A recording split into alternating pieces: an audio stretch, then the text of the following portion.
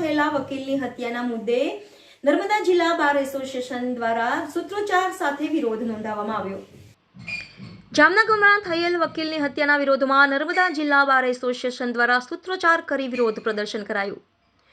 નર્મદા જિલ્લાના રાજપીપળા ખાતે જામનગર ખાતે થયેલ વકીલની હત્યાના વિરોધમાં આજરોજ બાર એસોસિએશન દ્વારા સૂત્રોચ્ચાર કરી વિરોધ પ્રદર્શન કરવામાં આવ્યું હતું। તેમજ એડવોકેટ પ્રોટેક્શન એક્ટ લાગવાની માંગ કરવામાં આવી હતી। તેમજ મૃતક વકીલના પરિવારને ન્યાય મળે તેવી માંગ સાથે પોતાના કાર્યથી અળગા રહ્યા હતા।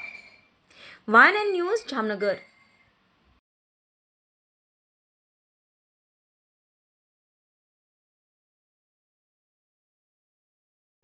એમને ગોળીબાર કરીને એમની હત્યા કરવામાં એ જામનગર બાર એસોસિએશનના સમર્થનમાં અને હારૂનભાઈ એડવોકેટ જે છે એમને શ્રદ્ધાંજલિ અર્પવા માટે અમે નર્મદા જિલ્લા બાર એસોસિએશન આજ રોજ કામકાજથી અળગા રહેલા છે અને એડવોકેટ પ્રોટેક્શન એક્ટ જે છે જે ઘણા વર્ષોથી એ બિલ પાસ નથી થઈ રહ્યું એ બિલ પાસ થાય અને એડવોકેટ પ્રોટેક્શન એક્ટ અમલમાં આવે અને અમારા વકીલ પરિવારનું રક્ષણ માટેની જે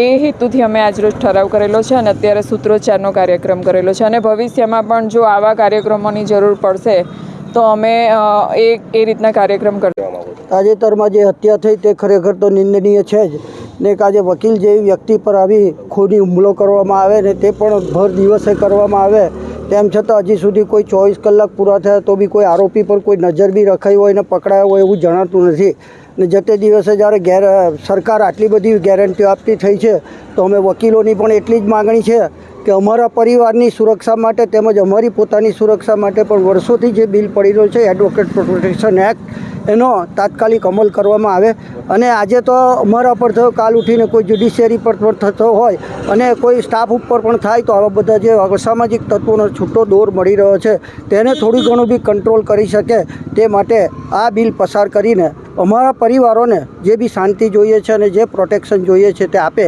એવી જ અમારી આ વિનંતી છે અને એ વિનંતીને છેક સુધી પહોંચાડીને જ રહીશું। તેના માટે અમે ચોક્કસ એક થઈને લડીશું। વકીલ એકતા જિંદાબાદ, વકીલ એકતા જિંદાબાદ। Subscribe now and press the bell icon. Never miss an update.